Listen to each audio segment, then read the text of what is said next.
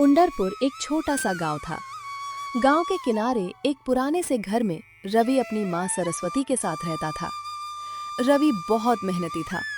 रोज सुबह सूरज निकलने से पहले तालाब पर जाकर मछली पकड़ता और बाजार में बेचकर घर का खर्चा चलाता था।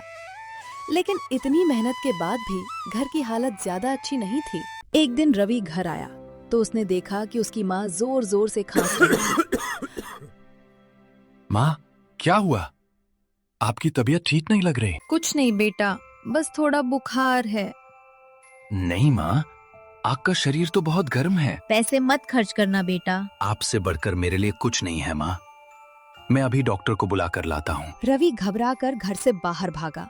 उसे डर था कि कहीं उसकी माँ की हालत और ना बिगड़ जाए। अपनी माँ की बिगड़ती हालत देखकर रवि बुरी तरह घबरा गया था।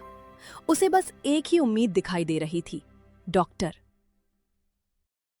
डॉक्टर साहब, जल्दी आइए। मेरी माँ की हालत हर पल बिगड़ती जा रही है।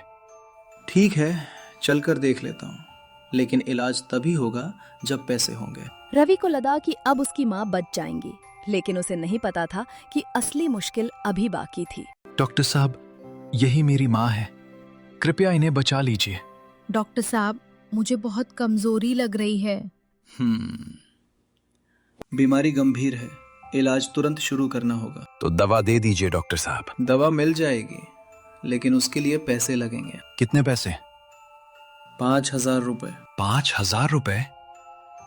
डॉक्टर साहब, मेरे पास तो इतने पैसे नहीं है। तो फिर इलाज कैसे होगा? मैं उधार पर इलाज नहीं करता। पहले पैसे लाओ, फिर दवा मिलेगी। बेटा, मेरी चिंता मत कर। ऐसा मत कहिए माँ। डॉक्टर साहब, दया कीजिए। रवि की आखिरी उम्मीद भी टूट चुकी थी। 5,000 रुपए उसके लिए बहुत बड़ी रकम थी। तभी उसके मन में एक नाम आया, रतनलाल, गांव का सबसे अमीर आदमी। रवि जानता था कि रतनलाल से मदद मांगना आसान नहीं होगा, लेकिन अपनी माँ की जान बचाने के लिए अब उसे उसी के दरवाजे पर जाना था। गांव में रतनलाल नाम का एक अमीर ढाबा मालिक था। उसका फिश फ्राई पूरे इलाके में मशहूर था, लेकिन उससे भी ज्यादा मशहूर था उसका घमंड। माँ की दवा के लिए पैसों की जरूरत थी, इसलिए रवि हिम्मत जुटाकर रतनलाल के ढाबे पर पहुंचा। रतनलाल जी, मेरी माँ बहुत बीमार है। कृपया मेरी थोड़ी मदद कर दीजिए। मैं मेहनत करके आपका एक एक पैसा लौटा दूंगा। तुम जैसे गरीब लोग बस हाथ फैलाना जानते हो, जब देखो तब मदद मांगने आ जाते हो। रतनलाल की बात सुनकर ढाबे में बैठे लोग हंसने लगे। तुम्हारी औकात नहीं है कि मेरा कर्ज चुका सको। सपने बड़े बड़े देखते हो, लेकिन जेब में 1 रुपया नहीं है। मैं सच कह रहा हूँ रतनलाल जी। बस अब यहाँ से चले जाओ। रवि की आंखों में आंसू आ गए। वो चुपचाप वहां से लौट गया, लेकिन उसे नहीं पता था कि आज का यही अपमान उसकी जिंदगी बदलने वाला था। रतनलाल के ढाबे से लौटने के बाद रवि बहुत उदास था। उसे समझ नहीं आ रहा था कि माँ की दवा के पैसे कहाँ से आएंगे। उसी समय उसका दोस्त मोहन उसके पास आया। क्या हुआ रवि, तू इतना परेशान क्यों है? रतनलाल ने सबके सामने मेरी बेइज्जती कर दी। माँ की दवा के लिए भी पैसे नहीं है। हिम्मत मत हार दोस्त, कोई ना कोई रास्ता जरूर निकलेगा। तभी रवि की नजर तालाब में तैरती मछलियों पर पड़ी। रुको, मछलियाँ? हमारे तालाब में इतनी सारी ताजी मछलियाँ हैं। अगर मैं मछली के पकौड़े बनाकर बेचूं तो? फिश पकौड़े? लेकिन बनाना आता है? नहीं, लेकिन सीख सकता हूँ। और मैं तेरी मदद करूंगा। हाँ, हम दोनों मिलकर ऐसा स्वाद बनाएंगे कि पूरा गांव खाने आएगा। रवि को नहीं पता था कि तालाब किनारे आया ये छोटा सा विचार उसकी किस्मत बदलने वाला था। लेकिन दूसरी तरफ रतनलाल को अभी तक इस नए खतरे की भनक भी नहीं थी। अगली सुबह रवि और मोहन बहुत जल्दी उठ गए। आज हमारी जिंदगी का सबसे बड़ा दिन है मोहन। हाँ दोस्त, आज से हम अपना नया काम शुरू कर रहे हैं। दोनों तालाब से ताजी मछलियाँ लेकर आए और पूरे मन से फिश पकौड़े तैयार करने लगे। बस भगवान करे लोगों को हमारा स्वाद पसंद आ जाए। आइए, गर्मा गर्म फिश पकोड़े, गांव के सबसे स्वादिष्ट फिश पकोड़े। धीरे धीरे कुछ गांव वाले स्टॉल के पास आकर खड़े हो गए।